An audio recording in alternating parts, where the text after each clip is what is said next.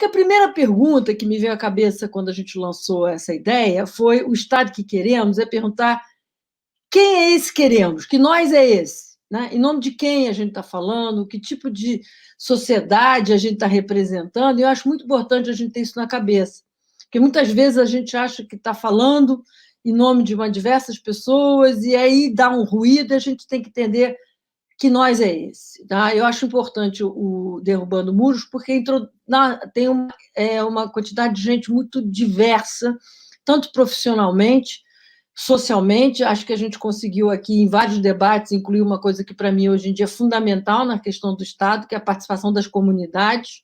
O Estado hoje não tem capacidade de dar conta da necessidade da comunidade direta, ele tem que prover meios para que a comunidade floresça, para que encontre as suas soluções, mas ele lá de trás, em Brasília, não consegue dar conta de todas essas necessidades. Então, isso é uma questão que eu acho que a gente deve trazer o papel da comunidade hoje em dia, e junto com o Estado e a sociedade civil, de como organizar para atender as demandas que o Estado de Brasília não consegue fazer. Né? Eu acho que a tarefa mais difícil da gente aqui, além dos 12 minutos e meio, não é definir qual é o Estado que queremos. Eu acho que temos uma ideia de Estado que eu acho que é comum. A gente quer um Estado progressista, inclusivo, socialmente, mobilidade social ou digitalizado. Acho que falta incluir uma coisa na nossa agenda, que é a questão da cultura, que nesse governo está sendo solapada, não existe uma nação sem cultura, sem memória, a gente tem que colocar isso como parte da agenda de Estado também, ou como parte da nossa sociedade democrática. E eu acho que esse Estado progressista, que infelizmente foi tomado como monopólio da esquerda, porque as pessoas se entregaram a essa discussão social como se fosse uma coisa quase que fora da discussão econômica, então a gente tem que reintroduzir isso.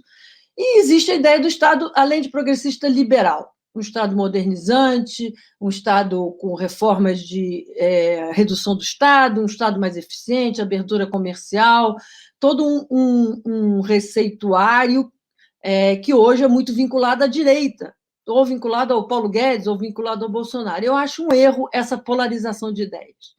Não há nem o monopólio do social na esquerda, nem a capacidade de fazer políticas modernizantes nessa pretensa direita libertária. Eu acho que o Estado, pelo menos o Estado que eu acho um Estado que eu gostaria de ter, é um Estado liberal progressista, que tenha a mesma importância na agenda econômica quanto na agenda social. E as pessoas perguntam, mas isso é possível? Isso é possível, já aconteceu, eu tive o prazer e a honra de trabalhar num governo que fez isso, que foi o governo Fernando Henrique, onde você tinha de tudo um pouco. Você tinha do combate à inflação do real às primeiras políticas de transferência de rendas, grandes avanços na educação e na saúde. Você teve abertura comercial, uma privatização radical, e, ao mesmo tempo, você tinha a reforma administrativa, e você teve uma completa reforma do Estado. Naquela época se chamava de social-democracia e não de liberal progressista, como se social-democracia fosse uma coisa menor, ou então a oposição chamava de neoliberalismo. Na realidade, era um Estado que deu muitas respostas à população. Mas por que a gente nunca mais conseguiu isso? Eu acho que falta, naquela época, o Fernando Henrique, com o combate à hiperinflação, conseguiu unir essas forças em torno, essa ideia forte, conseguiu unir a sociedade, que entendeu que as outras reformas eram necessárias para a sustentação do real. Acho que falta para a gente agora, para conseguir uma convergência desse Estado que queremos, essa ideia, né? Essa ideia de que é que a gente consegue unir para fazer as transformações que percebemos. Eu acho que o que marca mais entre nós, nesse grupo todo, é o caminho do atingimento dessas metas, né? Porque é óbvio que é um amplo debate para o Estado, né? Um Estado mais intervencionista e um Estado mais liberal, um Estado que propicia a possibilidade do setor privado florescer. Todo mundo que conhece a minha posição sabe que eu estou do lado de um Estado enxuto, um Estado eficiente, um Estado transparente, onde a responsabilidade fiscal é pressuposto, Muitas vezes as pessoas perguntam assim, mas discute responsabilidade fiscal. Para mim, responsabilidade é igual quando você tem um candidato que diz eu sou honesto, né? Como se fosse a honestidade fosse uma qualidade quando não é, quando deveria ser pressuposto. E eu acho que a responsabilidade fiscal, e aí tem uma enorme discussão que imagino que os outros painéis vão fazer, de forma a garantir essa responsabilidade fiscal. O Brasil tem inúmeras leis nessa discussão, o Carlos Ari pode depois entrar, mas o judiciário, de alguma forma, foi flexibilizando essas noções. Há uma enorme discussão sobre o teto, que eu sou a favor do teto.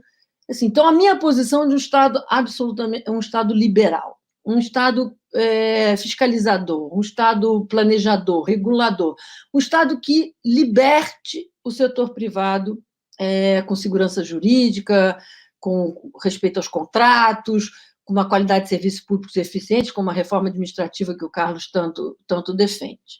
Obviamente que nesse debate aqui nós vamos ver outras coisas, nós vamos ver um Estado intervencionista, com a ideia de que o investimento público deve ser indutor do crescimento, e eu acho que a gente já tem experiências suficientes no Brasil para saber que isso não funciona. Então, acho que uma coisa importante é trabalhar com evidências para políticas públicas. Eu ia demorar um pouco mais nessa discussão sobre accountability, evidências de políticas públicas, mas, dada a entrevista do Pércio Arida, que vai falar amanhã sobre essa discussão da accountability, eu deixo para o Pércio poder desenvolver mais. Eu acho que a gente tem que tomar muito cuidado com esse desejo, assim, não, precisamos do Estado porque a pandemia mostrou que sem Estado não é possível. Eu acho isso um equívoco de interpretação. Realmente, na pandemia, o Estado funcionou através de um programa nacional de imunização. Poderia ter sido muito melhor se o presidente Bolsonaro não tivesse atrapalhado. A gente, de fato, teve políticas de liquidez que todos os lugares tiveram, mas isso não depende do perfil do Estado. Todos os lugares intervencionistas ou liberais fizeram esse tipo de suporte. Eu acho que a gente deve voltar um passo atrás e lembrar como era o Brasil quando a pandemia chegou, né? Com a qualidade de habitação popular impossível de você fazer distanciamento, os transportes públicos também de péssima qualidade, sem saneamento, era um SUS que não conseguia atender à demanda da população, e esse Estado a gente não quer. Eu não quero voltar a ele, eu não tenho saudade dele e não acho que a pandemia mostrou que ele tem que voltar. Pelo contrário, foi o fracasso do Estado na provisão de serviços públicos mínimos que tornou o impacto da pandemia tão desigual socialmente entre todos nós. Aqueles que podiam se afastar, distanciamento social, que podiam ficar em casa para estudar com seus filhos, que podiam fazer o seu home office, é uma sociedade completamente diferente daquela da maioria da população brasileira. Então, eu acho que, para passar para o Carlos Ari, a gente ter um debate, eu acho que o nosso debate aqui vai ser muito sobre responsabilidade social com responsabilidade fiscal. Já há projetos nesse sentido, há um projeto do Marcos Mendes com o Veloso e o Vinícius Botelho, que foi feito para o CDPP, que é muito bom sobre isso, a concentração de uma política social eficiente e focada. Temos a discussão do ambiental, né, que é evidente que é uma responsabilidade da sociedade e o Estado. Tem uma questão de produtividade, que não é uma coisa etérea, produtividade de fato, para que a gente possa incorporar a mão de obra brasileira. Isso só vai conseguir com uma reforma do Estado, com privatização, abertura comercial, uma agenda de inclusão, com educação, qualificação, mão de obra e mundo digital, e na cultura. E eu acho que dentro dessa busca da produtividade, a gente tem que fazer uma privatização radical. Todo mundo sabe que eu defendo o artigo 173 da Constituição, que diz que a presença do Estado na atividade econômica é uma exceção. A cultura brasileira tem transformado a presença do Estado como regra, e isso não é o que nós vemos na Constituição. Então, agora outra coisa para passar para o meu querido mestre Carlos Ari, com quem eu tenho a honra de dividir esse painel, também a gente tem o vício de olhar o Estado pelo lado executivo, pelo lado das propostas econômicas. O Estado é muito mais que isso, né? O Estado, quando a gente estuda direito, é o Estado que é os três poderes, que é um Estado do legislativo, do judiciário, de outros elementos que compõem a sociedade, mas o legislativo, o judiciário e o executivo.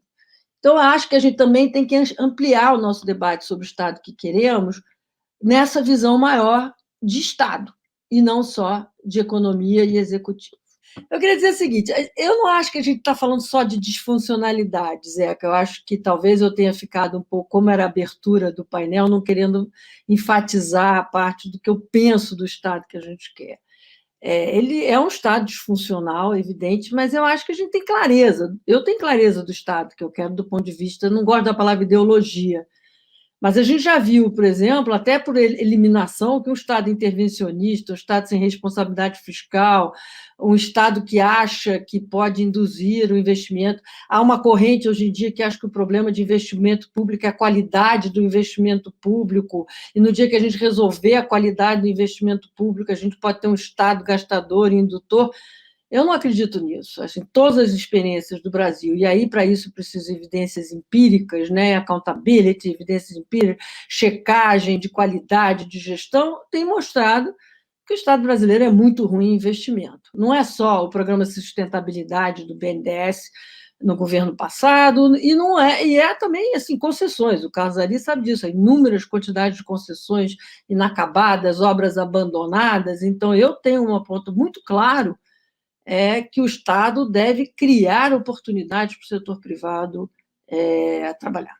E isso vai tudo, desde a simplificação tributária até uma série de outras questões que eu acho que esse governo perdeu uma oportunidade, que foi a discussão sobre as diretrizes para uma liberdade econômica, que o Carlos pode falar, porque ele trabalhou muito nesse assunto.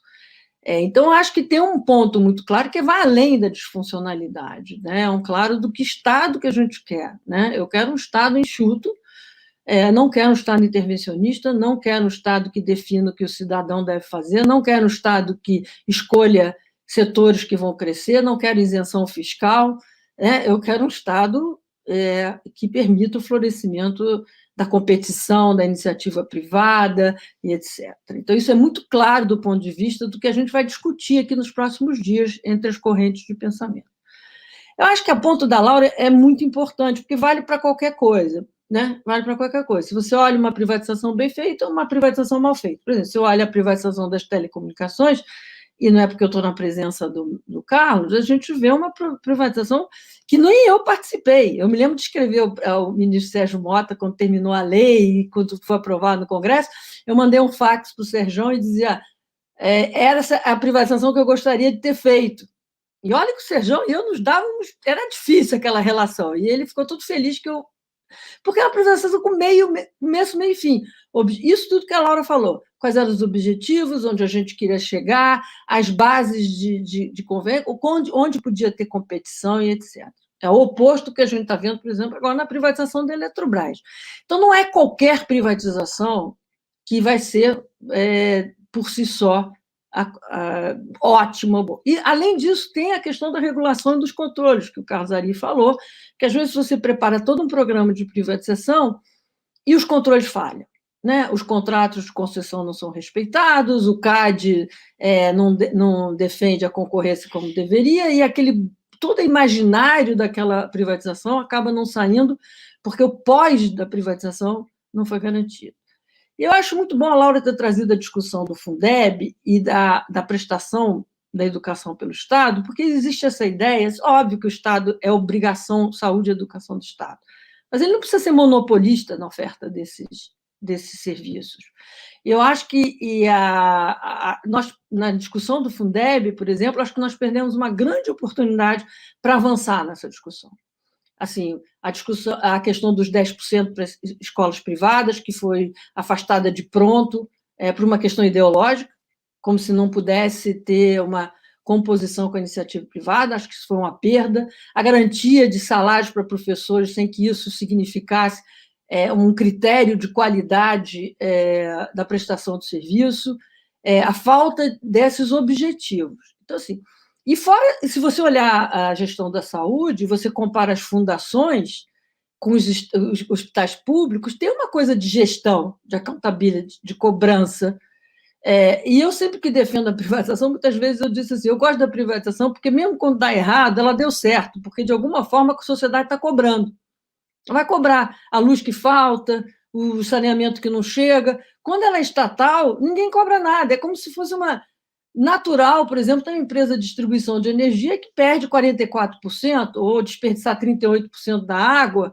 Aí, quando vira privada, você tem uma fiscalização maior. Mas não acho que seja tão simples essa discussão.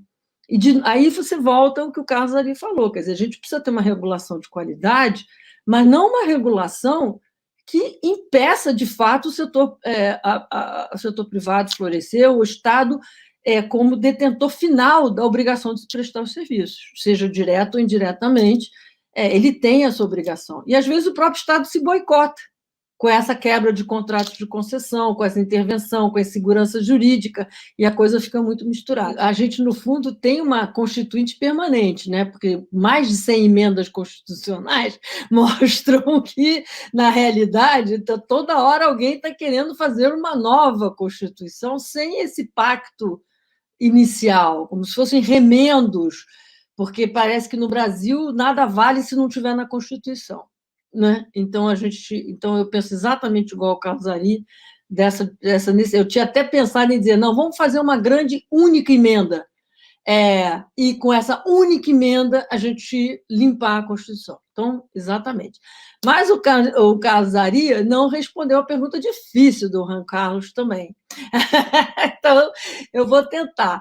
Acho que uma das coisas que mais me deixou angustiada, assim, muitas coisas me deixaram angustiada na pandemia, mas o que a pandemia trouxe foi, se a gente já estava numa revolução tecnológica, essa aceleração desse momento. Aquilo que a gente no Brasil achava que tinha tempo para daqui a 5 anos, né?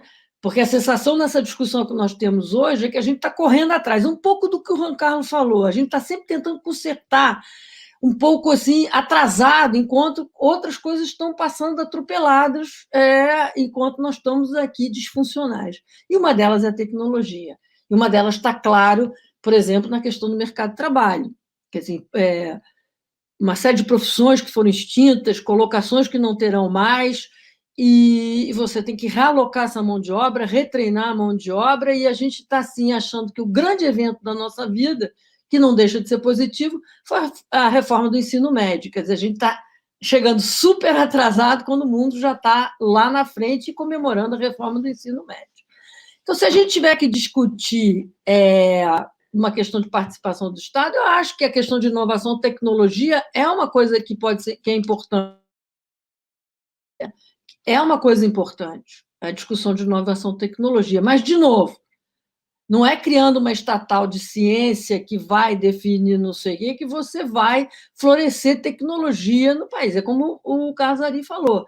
Não preciso definir o detalhe do meio, de qual tecnologia, de qual mundo digital que a gente vai querer, mas permitir, nesse sentido, o Estado pode ter sua participação, que a gente consiga recuperar o atraso dessa questão tão fundamental. Eu tenho uma pequena discordância com o Caseiro, porque eu não acho que a gente avançou muito no mundo digital do e-government, não. Acho que a pandemia mostrou, por exemplo, que você tem uma população brasileira dependendo do aplicativo da Caixa Econômica monopolista que usou isso para fazer populismo político, quando a gente devia ter aberto essa possibilidade para toda a população, qualquer aplicativo que ela quisesse acessar esse direito que é dela, e não um favor que a Caixa Econômica parece estar fazendo para cada um. Então, Juan Carlos, eu não sei como a gente pode te responder claramente, porque isso é um dos temas que mais me angustia. Como é que a gente vai recuperar esse tempo todo que a pandemia acelerou e passou para a gente dessa maneira, e nós estamos ainda tentando recuperar um passado ainda analógico e atrasado, e para a inclusão de tanta gente na força de trabalho e na sociedade brasileira como cidadão.